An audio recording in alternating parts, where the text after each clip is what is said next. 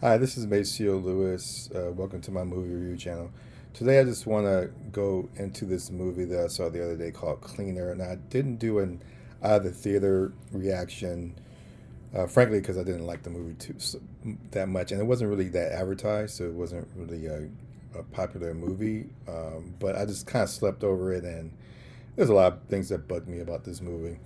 So this movie, it stars Daisy Ridley, Clive Owens in it. There's this character actor that was in the movie. I couldn't, uh, didn't know his name at the time, but I've seen him and stuff. And I can't even remember what stuff I've seen him in. But I looked him up on IMDb. He was in Da Vinci's Demons. He's in Barbie, The Protege. So his name is Ray Fearon. Okay, so he's in the movie too. This is basically like a rip off of Die Hard. This movie, it's a bad movie. But let me just get into some of the likes. Okay, I did like some of the one-liners that the main villain says in this movie. Oh, by the way, this is a spoiler review, so I'm just gonna flat out spoil this movie. Um, but yeah, that's your spoiler warning. So when the um, the main villain, I can't remember his name, to be honest with you. His name is not even on IMDb, so I can't even look it up to refresh my recollection. But anyway, the main villain, I guess, kills the SWAT team that was trying to come in, and the SWAT team backs away because he tells them that he has this post connected to a trigger that's going to explode all the innocent people in the building. But anyway, he kills the SWAT team, and then so the negotiator lady, she says, "Hey, those people had families," and then he says, "Well, they don't anymore." I don't know, for some reason the way he delivered that line was actually kind of funny. And some of the action, particularly in the third act, was okay. I'm thinking of one scene where Daisy Ridley's brother. And I'm just saying the actors' names because I can't remember the name of the characters in this movie. But basically, Daisy Ridley's character's brother, he drops a grenade, and then one of the goons gets blasted by the grenade, and then she gets blasted out of the building and falls all the way down uh, to the bottom of the building. So I thought that was actually kind of funny.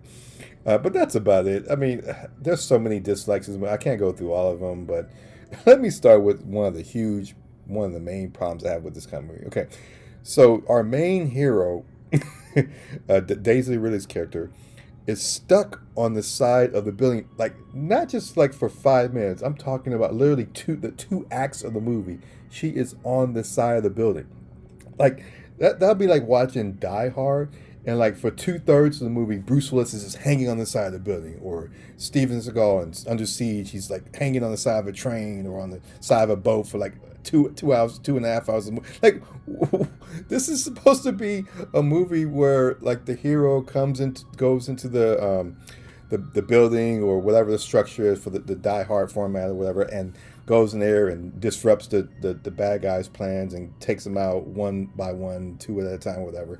I mean that's supposed to be how these movies go, not with your main hero on the side of the building for like the 3 acts of the movie. And it's like when I first saw this movie, when I was watching, I knew it was like a Die Hard ripoff, so I knew at some point the bad guys were going to come in and take over the building, like in Die Hard. And so there's a scene in the beginning of the movie where she's finally gets to the window, she's cleaning it, and the guy comes down, he's helping her. Now this guy actually turns out to be the villain of the movie, and I didn't even recognize his face. So when he comes up later in the movie and he reveals his mask, like I didn't even recognize his face. But then he has this conversation with Daisy's really scared when she's hanging on the side of the building, and I'm like, how does he know all this information? And then it dawned on me, like, oh yeah, that's the same guy. But anyway, when I was watching the movie, I'm thinking like, okay, the bad guys are gonna come in. All these window washers are probably gonna come in, cut their cords. They're gonna fall to their deaths. This guy, he's gonna get it, and then she's gonna manage to escape by climbing off the building, and then figuring out how to get into one of the windows. Okay, you could have handled that in like 5 minutes. No, it goes on and on and on with her outside. I'm like, oh, this is so bad. Um, and so yeah, that gets me back to the villain. So the main villain, I think the actor's name is Taz, but again, I don't remember his name in the movie. But he kills the Clive Owen character, who's supposed to be the leader, and they gave an analogy of a wasp going to a nest and taking over the organization. Okay, fine, I get that. and he takes over with his true believers in this environmental cause to basically what. So the villains are divided into two camps, right? Clive Owen, he's the leader.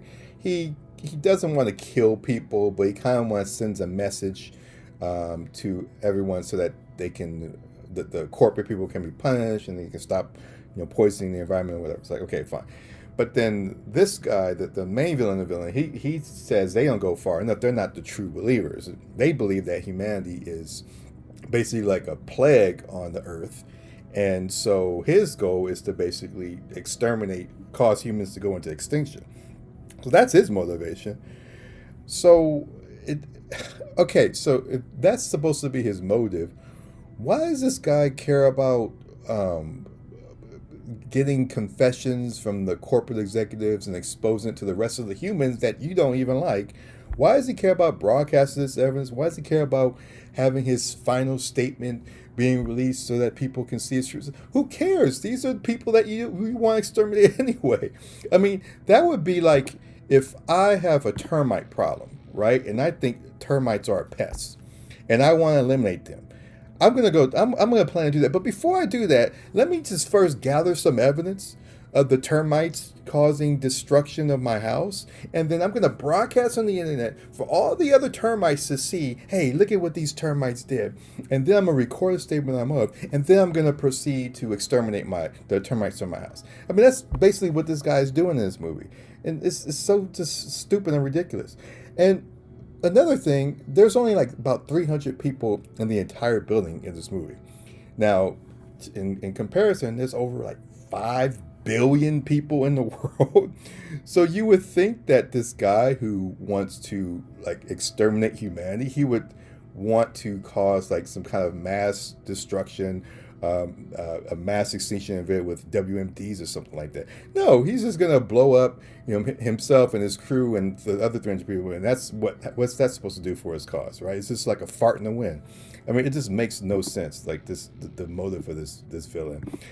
Now, the movie opens like with a flashback with the Daisy character as a child, and like she's like witnessing some domestic abuse, and so instead of like walking on the floor, she's just climbing on not just the kitchen countertop, but the shelves where you have like dishes and stuff like that. She's climbing on these shelves that's nailed to the wall and like the cabinets. I'm sitting there like, how strong are these cabinets? Like, wouldn't these cabinets like fall on this little child? I understand it's a little child, but still, like the weight of a human being, the child or not, would cause these things to fall.